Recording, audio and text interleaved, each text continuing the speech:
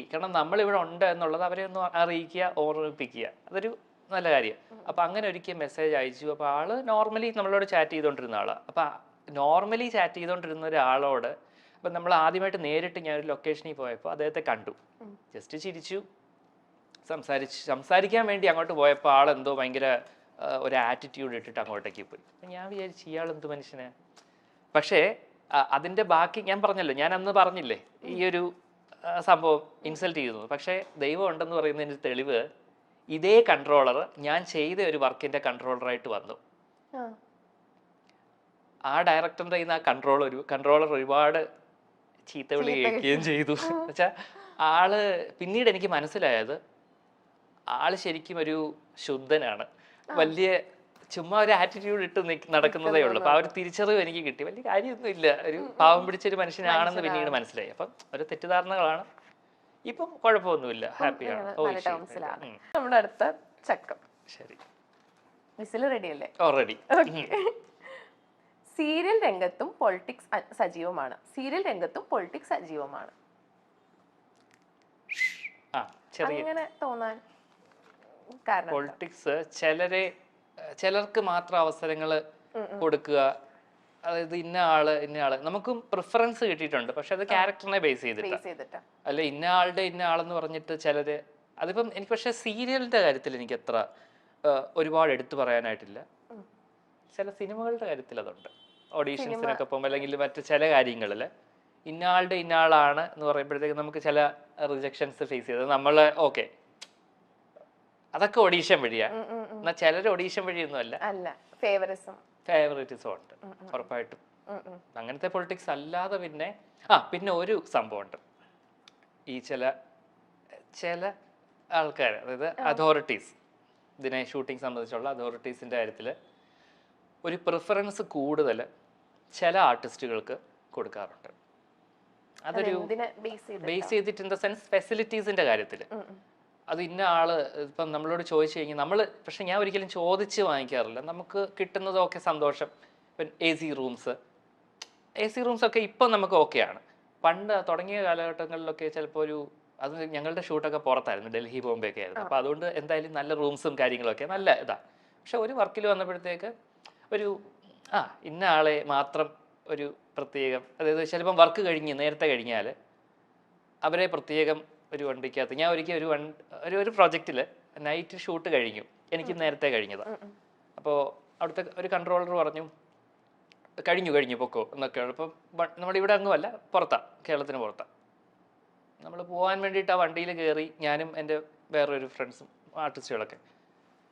അപ്പോൾ അവിടുത്തെ ഒരു ലേഡി ആർട്ടിസ്റ്റിനെ ഇതുപോലെ കഴിഞ്ഞു. അപ്പോൾ അവരെ കൊണ്ട് വിടാൻ വേണ്ടിയിട്ട്, അപ്പം നമ്മളും ആ വണ്ടിയിൽ സഞ്ചരിച്ചു എന്ന് പറഞ്ഞിട്ട് കുഴപ്പമൊന്നുമില്ല, നമ്മൾ ഒരേ ഹോട്ടലിൽ തന്നെ സ്റ്റേ ചെയ്യുന്നത്. പക്ഷെ അത് ഉടനെ കൺട്രോളർ പറഞ്ഞു എവിടെ പോകും, ഇറങ്ങ. അപ്പം ഞാൻ വിചാരിച്ചു എന്തുവാ ഇത് എന്ന് വെച്ചാൽ നമ്മളൊരു വാഹനത്തിൽ കയറിയിരിക്കാനുള്ള കൊതി കൊണ്ടൊന്നുമല്ല, മറിച്ച് നമുക്ക് വർക്ക് കഴിഞ്ഞു എന്നോട് പോകാൻ പറഞ്ഞിട്ടാണ് ഞാൻ പോയത്. പിന്നീട് നമ്മൾ കയറി ഇരുന്നിട്ട് ഇറങ്ങ ഇങ്ങോട്ടെന്ന് പറഞ്ഞു കഴിഞ്ഞാൽ എനിക്ക് ഭയങ്കര ഒരു ഇൻസൾട്ടിങ് ആയിട്ട് അന്ന് തോന്നി. ഇപ്പൊ പിന്നെ ബോധേഡല്ല, ഒന്നും തോന്നലില്ല. ആണോ ഓടാ എന്നൊക്കെയുള്ള ബാക്കി പറയുന്നില്ലേ, അത്രേ ഉള്ളൂ. മനോരമയിലൂടെ പ്രേക്ഷകരുടെ ഇഷ്ട സീരിയലായി മാറിയ സീരിയലാണ് ചാക്കോയും മേരിയും. ഇതിൽ കേന്ദ്ര കഥാപാത്രങ്ങളായത് ചാക്കോയെ അവതരിപ്പിക്കുന്നത് ഏറെക്കുറെ പുതുമുഖമായ സജിൻ ജോൺ ആയിരുന്നു. സീരിയലിലെ പോലെ തന്നെ ചില ട്വിസ്റ്റുകൾ സജിന്റെ ജീവിതത്തിലും ഉണ്ടായിട്ടുണ്ടെന്ന് സജിൻ മുൻപ് തുറന്നു പറഞ്ഞിട്ടുണ്ട്. ചാക്കോയും മേരിയും സീരിയലിലൂടെ വലിയൊരു ഹൈപ്പ് തന്നെ സജിന് ലഭിച്ചിരുന്നു. എന്നാൽ പിന്നീട് താരം അധികം സീരിയലൊന്നും കണ്ടില്ല. എന്താണ് താരത്തിന് സംഭവിച്ചത്? കാരണം പെട്ടെന്ന് നല്ലൊരു പുതുമുഖമായിട്ട് ഒരു ചെറുപ്പക്കാരൻ അവതരിപ്പിച്ചുകൊണ്ടാണ് സജിൻ എത്തിയത്. സജിൻ നല്ലൊരു അധ്യാപകനാണ്, എന്നാൽ സീരിയലിലേക്കുള്ള അഭിനയ മോഹം കൊണ്ട് സീരിയലിലേക്ക് എത്തിയ ഒരാൾ കൂടിയാണ്. എന്നാൽ അവിടെ നിലനിൽക്കാൻ സജിന് കഴിഞ്ഞില്ല. സീരിയലിലും എല്ലാവരും കാണും പോലെ പൊളിറ്റിക്സ് ഉണ്ടെന്നാണ് സജിൻ പറയുന്നത്. പത്തനംതിട്ട ജില്ലയിലെ തുമ്പമണ്ണാണ് സ്വദേശം. അപ്പന് കൺസ്ട്രക്ഷൻ ആണ്, ഇലക്ട്രിക്കൽ കട നടത്തുന്നുണ്ട്. അമ്മ റിട്ടയർഡ് ഹെഡ് മിസ്ട്രസുമാണ്. താൻ എല്ലാവരുടെയും ഏക മകനാണെന്നാണ് സജിൻ പറയുന്നത്. പിന്നെ അച്ഛന്റെ അമ്മയുണ്ട്. ഇതാണ് ഇവരുടെ കുടുംബം. അഭിനയം ചെറുപ്പം മുതലേ ഇഷ്ടമാണ് സജിന്. 2ാം ക്ലാസ് മുതൽ നാടകം, സ്കിറ്റ്, മറ്റു കലാപരിപാടികൾക്കെല്ലാം തന്നെ രംഗത്തുണ്ടായിരുന്നു. പക്ഷേ ഡിഗ്രി കഴിഞ്ഞ ശേഷമാണ് അഭിനയിക്കണം എന്നുള്ളൊരു മോഹം എത്തിയത്. കുടുംബത്തിൽ ആർക്കും അങ്ങനെ കലാപാരമ്പര്യങ്ങളൊന്നുമില്ല. ഏത് വാതിലിൽ മുട്ടണം എന്ന് സജിന് അറിയില്ലായിരുന്നു. അങ്ങനെ പഠിക്കാൻ പോയി. PGയും BEഡും ചെയ്തു. അത് കഴിഞ്ഞ് 2 വർഷം സ്കൂൾ അധ്യാപകനായി ജോലി ചെയ്തു. ആ സമയത്താണ് തന്റെ ഫേസ്ബുക്ക് സുഹൃത്ത് നടൻ സാബു വർഗീസ് തന്റെ ഫോട്ടോ ഒരു സംവിധായകന് അയച്ചു കൊടുക്കുന്നത്. അവിടെ വെച്ചാണ് ജീവിതത്തിലെ വഴിത്തിരിവ് സംഭവിക്കുന്നത്. എന്നെ സജിനെ ഓഡിഷന് വിളിക്കുന്നു, അങ്ങനെ പോകുന്നു, തിരഞ്ഞെടുക്കുന്നു. അങ്ങനെയാണ് മഴവിൽ മനോരമയിലെ ഭ്രമണം എന്ന പരമ്പരയിലേക്ക് സജിൻ എത്തുന്നത്. ശരി. ചില സീരിയലുകളിൽ ചെയ്തു വെച്ച കഥാപാത്രങ്ങൾ ചെയ്യേണ്ടിയിരുന്നില്ല എന്ന് തോന്നിപ്പോയിട്ടുണ്ട്? ഇല്ല, ചെയ്ത ക്യാരക്ടേഴ്സ് ഒക്കെ ഒരുപാട് ഇഷ്ടപ്പെടുന്ന ഒരാൾ എല്ലാം ഇഷ്ടത്തോടെ കൂടി ചെയ്തതാണ്. എല്ലാ ഒരു അവസരങ്ങൾ എന്ന് പറയുമ്പോഴെല്ലാം ദൈവം കൊണ്ടുതരുന്ന ഓരോ കാര്യങ്ങളല്ലേ. അപ്പൊ അതെല്ലാം എല്ലാം വളരെ ഇമ്പോർട്ടന്റ് ആയിട്ടുള്ള എല്ലാ ഇഷ്ടത്തോടെ. ഏതെങ്കിലും ക്യാരക്ടേഴ്സ് ഇംപ്രൂവ് ചെയ്യണം അങ്ങനെ തോന്നിയിട്ടുണ്ടോ?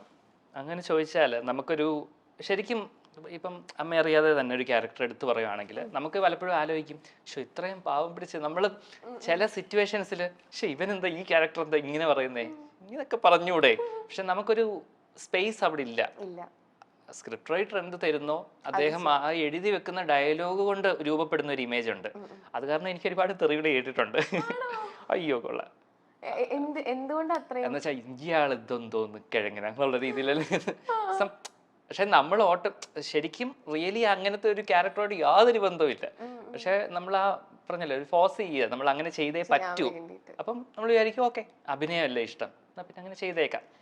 പിന്നെ ചേട്ടൻ്റെ ഒരു യമുന എന്ന് പറഞ്ഞിട്ടൊരു ഷോർട്ട് ഫിലിം ഉണ്ടെന്നില്ലേ, അതിനകത്ത് ചേട്ടൻ നെഗറ്റീവ് ക്യാരക്ടർ ഇപ്പൊ ചേട്ടനെ കൊണ്ട് അങ്ങനെയൊക്കെ ചെയ്യാൻ പറ്റുമോ? കാരണം അത്രയും എനിക്ക് തോന്നുന്നു ചേട്ടൻ ഏറ്റവും ഹൈലൈറ്റ് ചേട്ടൻ്റെ ചിരിയാന്ന് തോന്നുന്നുണ്ട്. ഭയങ്കര നിഷ്കളങ്കായിട്ടുള്ളൊരു ചിരിയാ.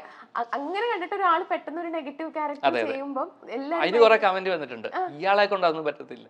അപ്പം നമ്മള് സീരിയസ് റോള് ചെയ്യാൻ എനിക്ക് സത്യം പറഞ്ഞ സൈക്കോ റോളുകൾ ഭയങ്കര ഇഷ്ടമാണ്. അങ്ങനത്തെ പാവമായിട്ടിരുന്നിട്ട് ഇച്ചിരി വില്ലത്തരം കാണിക്കുന്ന, എന്നാൽ നമ്മളുടെ മനസ്സിൽ വില്ലൻ എന്ന് പറഞ്ഞു കഴിഞ്ഞാൽ ഇച്ചിരി മസിലൊക്കെ പെരുപ്പിച്ച് വന്ന് നിന്ന് കുറെ ഡയലോഗ് അടിക്കുക, അതല്ല. വില്ലൻ വേഷങ്ങൾ എന്ന് പറയുമ്പോൾ നമ്മുടെ ജീവിതത്തിലാണെങ്കിലും വില്ലന്മാർ ഒരുപാട് പല രൂപങ്ങളിലല്ലേ. അപ്പൊ നമുക്ക് എക്സാക്ട് ഇതുപോലെയാണ് ഇയാൾ ഇങ്ങനെയാണെന്ന് പറഞ്ഞാൽ ഭയങ്കര മസിൽ പെരുപ്പിച്ച് ഭയങ്കര നിഷ്കളങ്കമായിട്ടുള്ള മനസ്സുള്ള ആൾക്കാരില്ലേ? ഉണ്ട്. അപ്പൊ അതുപോലെ അല്ല ഞാൻ പറഞ്ഞ റിയൽ ലൈഫുമായിട്ട് ഉണ്ടാവും. റിയൽ ലൈഫ് ഇൻസിഡന്റ് മെമ്മറീസിലെ തന്നെ വില്ലൻ വേഷങ്ങൾ എന്തുകൊണ്ടാ അങ്ങനെ നമുക്ക് ഒരിക്കലും പ്രതീക്ഷിക്കുന്നില്ല. ആള് ചിരിച്ച് നിന്നിട്ട് പെട്ടെന്ന് ആ ഒരു സൈക്കോ ക്യാരക്ടറിലേക്ക് മാറുന്നത്. അങ്ങനത്തെ ക്യാരക്ടേഴ്സ് ഒക്കെ കിട്ടിയ സന്തോഷം ചെയ്യാൻ പറ്റും എന്നുള്ള വിശ്വാസമുണ്ട്. അതേസമയം അഭിനയവും അധ്യാപനവും കൂടി കൊണ്ടുപോകാൻ സാധിക്കില്ല. ഏത് കൊള്ളണം ഏത് തള്ളണം എന്ന് സജിൻ അറിയില്ലായിരുന്നു. അങ്ങനെ ആ ഒരു വലിയ റിസ്ക് എടുത്തിട്ടാണ് അഭിനയത്തിലേക്ക് എത്തിയത്. കഷ്ടപ്പെട്ട് പഠിച്ചു നേടിയ അധ്യാപന ജോലി ഉപേക്ഷിച്ചു. അധ്യാപികയായ അമ്മയടക്കം കുടുംബം ഫുൾ സപ്പോർട്ട് നൽകി. അതുതന്നെയായിരുന്നു സജിന്റെ ഇന്ധനം. ഈശ്വരാനുഗ്രഹം കൊണ്ട് ആ ചെറിയ വേഷം വളരെ വലിയ രീതിയിൽ ശ്രദ്ധിക്കപ്പെട്ടു.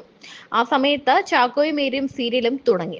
അതിലെ കുട്ടി ചാക്കോയ്ക്ക് ചുരുണ്ട മുടിയുണ്ട്, സജിനും ചുരുണ്ട മുടി. അത് കണ്ടപ്പോൾ സജിൻ ആത്മകഥം ചെയ്തിട്ടുണ്ട്, ചാക്കോ വളരുമ്പോൾ ആ കഥാപാത്രം ചെയ്യാൻ ഞാൻ ഫിറ്റ് ആണല്ലോ എന്ന്. പക്ഷേ അത്ഭുതം എന്ന് പറയട്ടെ, ഭ്രമണത്തിലെ തന്നെ ശ്രദ്ധിച്ച സംവിധായകൻ ചാക്കോയിലും മേരിയിലേക്കും തന്നെ വിളിക്കുകയായിരുന്നു എന്നാണ് പറയുന്നത്. അങ്ങനെ മനസ്സിൽ കണ്ടത് കൈവെള്ളയിൽ കിട്ടിയ പോലെയായി. ചെറുപ്പകാലം അമ്മ മലപ്പുറം താനൂരിലായിരുന്നു വർഷങ്ങൾ ജോലി ചെയ്തത്. അങ്ങനെ കുട്ടിക്കാലത്ത് 3-4 വർഷം അവിടെ വാടക വീട്ടിലൊക്കെ സജിൻ താമസിച്ചിട്ടുണ്ട്.